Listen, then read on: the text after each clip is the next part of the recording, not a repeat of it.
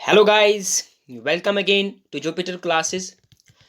आज मैं आपके लिए लेकर के आया हूँ आपके एफ डब्ल्यू एग्ज़ाम का जो 8वां यूनिट है, the concept of economic growth and development.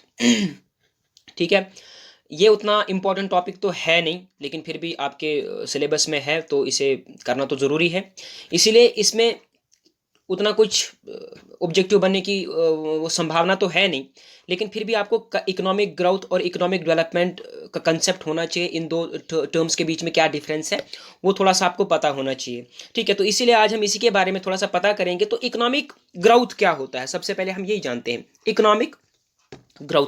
तो इकोनॉमिक ग्रोथ अगर आप सरल से शब्दों में इसको डिफाइन करो तो इकोनॉमिक ग्रोथ का मतलब होता है कि किसी भी इकोनॉमी की जीडीपी में इंक्रीज होना, किसी भी इकोनॉमी की जीडीपी या फिर इकोनॉमिक एक्टिविटीज में इंक्रीज हो जाना। ठीक है, एक्सपेंशन आ जाना, उसको कहोगे आप इकोनॉमिक ग्रोथ। लेकिन अब आपको मतलब कि अब इकोनॉमिक ये सॉरी जीडीपी में एक्सपेंशन होना या इकोनॉमिक एक्टिविटीज में एक्सपेंशन होना, ठीक है, ये तो हम इकोनॉमिक ग्रोथ मानेंगे। लेकिन लेकिन एक एक शॉर्ट स्पैन ऑफ टाइम में ही, एक ठीक है, एक शॉर्ट पीरियड ऑफ टाइम में अगर किसी भी इकोनॉमी में इकोनॉमिक एक्टिविटीज़ में एक्सपेंशन आ रहा है या फिर इकोनॉमिक एक्टिविटीज़ एक्सपैंड हो रही हैं, तो हम ये मान के चलेंगे कि हाँ, उस इकोनॉमी में इकोनॉमिक ग्रोथ हो रही है। लेकिन अब अगर हम 100 साल का डाटा लेकर चलें तो जाहिर सी बात है यार, 1900 ईस्वी में हमारे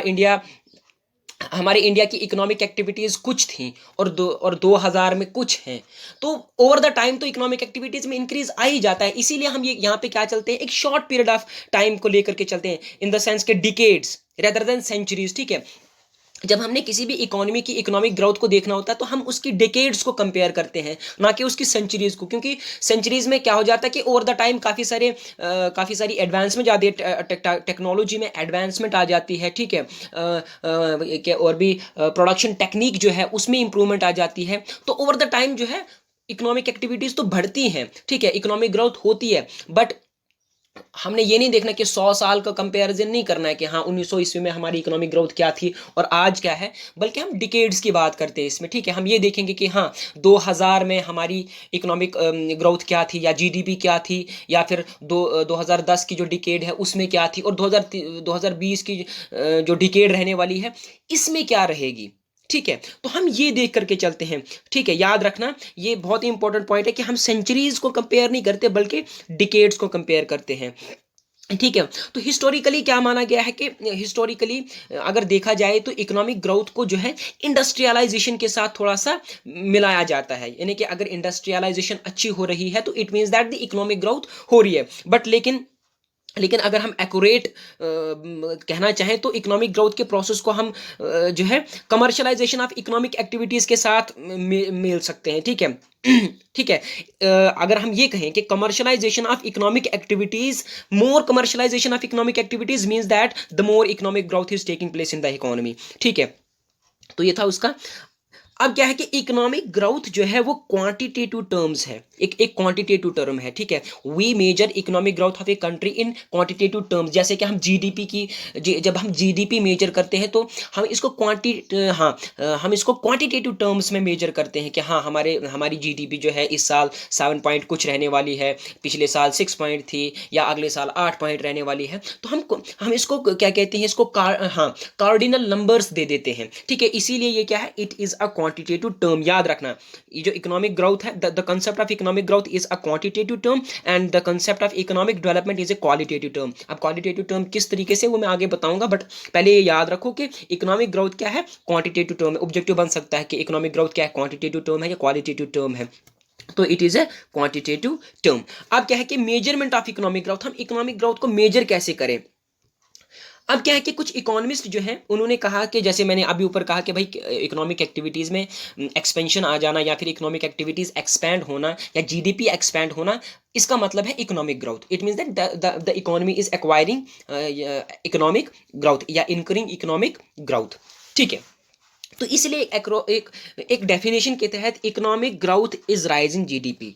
अगर आपने ये पता करना है कि क्या एक इकोनॉमी में इकोनॉमिक ग्रोथ हो रही है, तो आपको क्या करना है, आपको सीधा कुछ नहीं करना है, बस सीधा उस इकोनॉमी की जीडीपी को देख लीजिए, उस इकोनॉमी की जीडीपी को कंपेयर कर लीजिए, पिछले साल की जीडीपी, आज की जीडीपी, इसको कंपेयर कर लीजिए। यहाँ से आपको पता लग जाएगा कि एक पर्टिकुलर इकोनॉमी जो है वो इकोनॉमिक ग्रोथ कर रही है या नहीं कर रही है, ठीक है। इसीलिए कुछ इकोनॉमिस्ट ने कहा कि इकोनॉमिक ग्रोथ को हम जीडीपी में मेजर कर सकते हैं, ठीक है। तो इसीलिए higher the GDP, higher the rate of GDP, higher the rate at which the GDP increasing, मतलब कि जितनी तेजी से जीडीपी बढ़ेगी, इसका मतलब उतनी ही तेजी से एक इकोनॉमिक ग्रोथ भी हो रही है, ठीक है।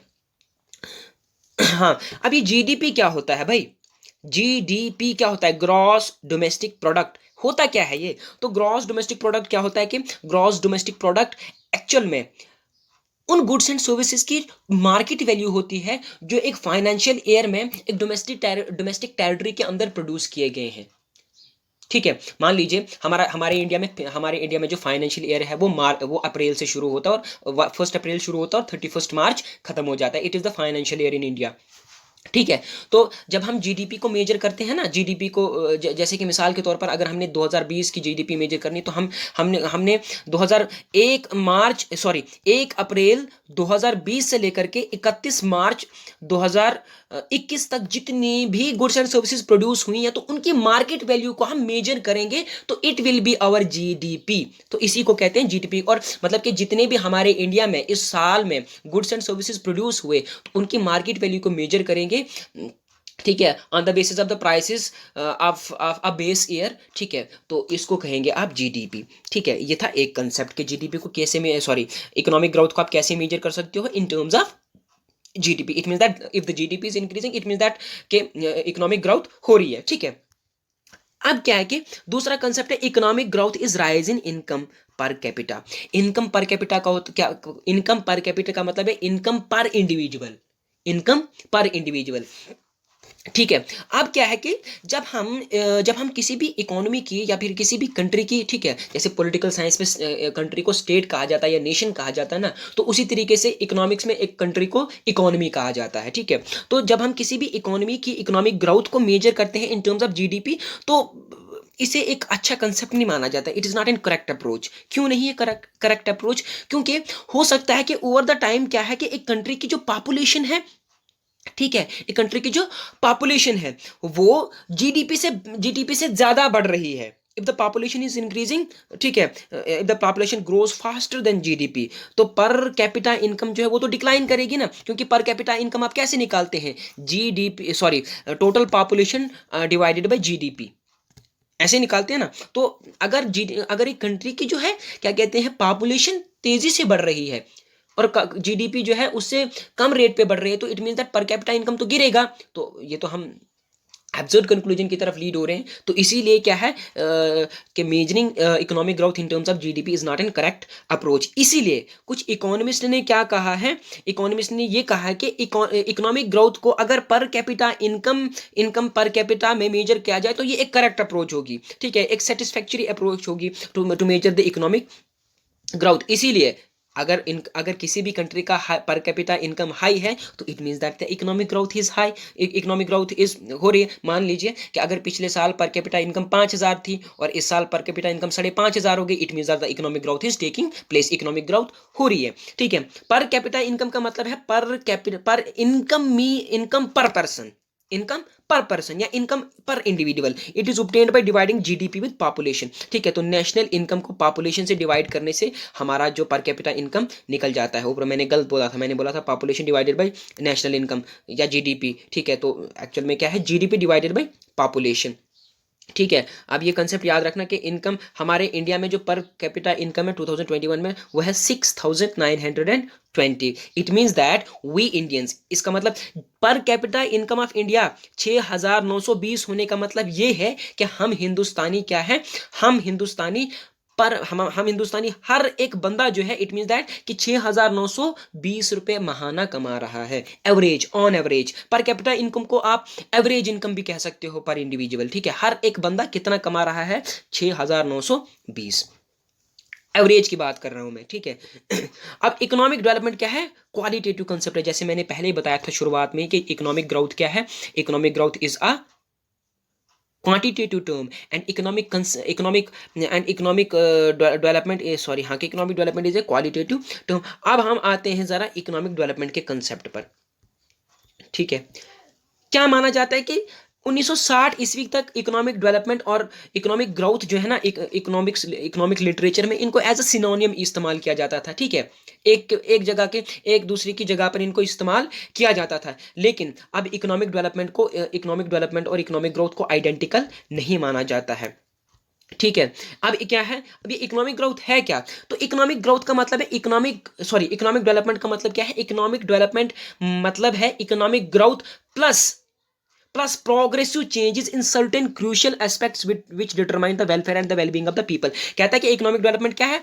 इकोनॉमिक डेवलपमेंट का मतलब है एक तो economic growth plus plus plus उन एस्पेक्ट्स में प्रोग्रेसिव चेंजेस आना या पॉजिटिव चेंजेस आना, ठीक है, जो इंडिविजुअल का वेलफेयर और वेलबींग डिटरमाइन करते हैं, या फिर जिन एस्पेक्ट पर हमारा वेलफेयर या वेलबींग डिपेंडेंट है, ठीक है।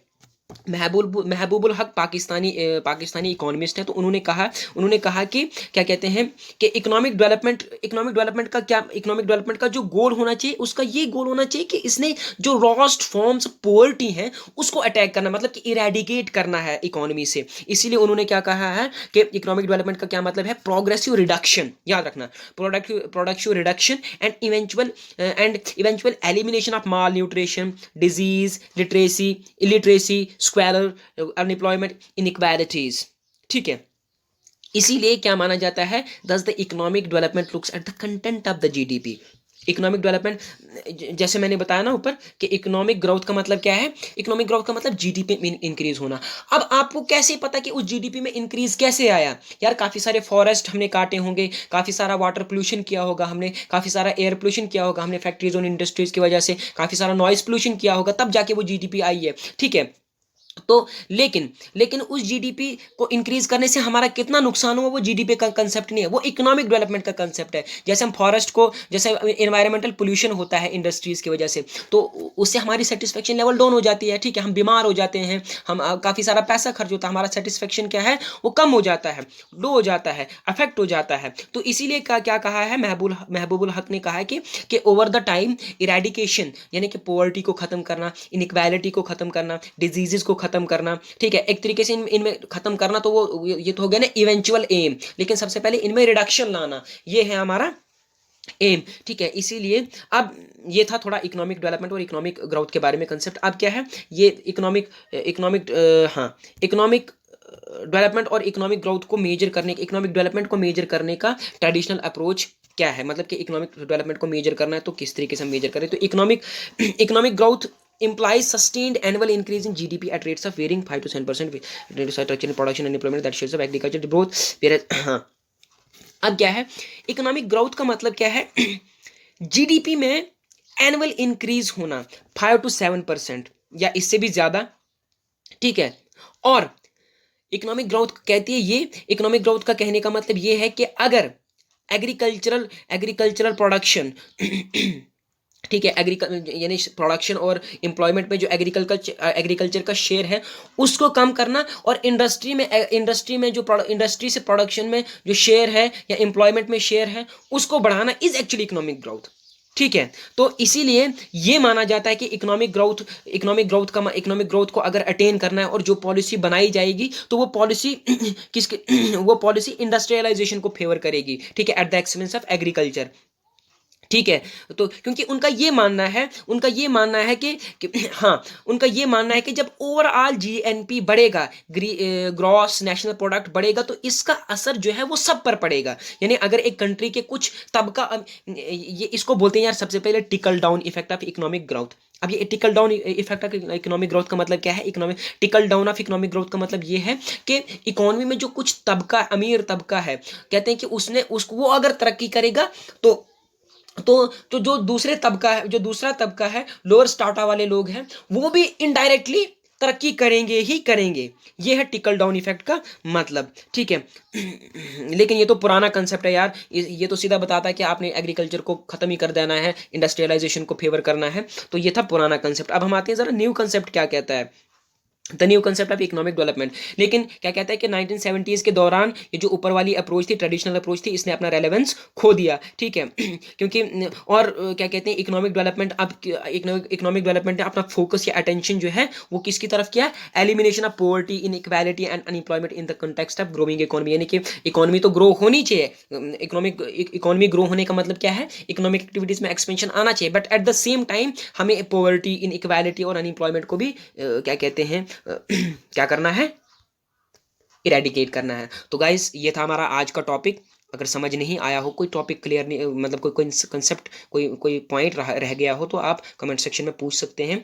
तो हम अपनी पूरी कोशिश करेंगे आपका कंसेप्ट क्लियर कराने की। वीडियो पसंद आया तो लाइक और शेयर कीजिए। मिलते हैं next time, till then, good bye.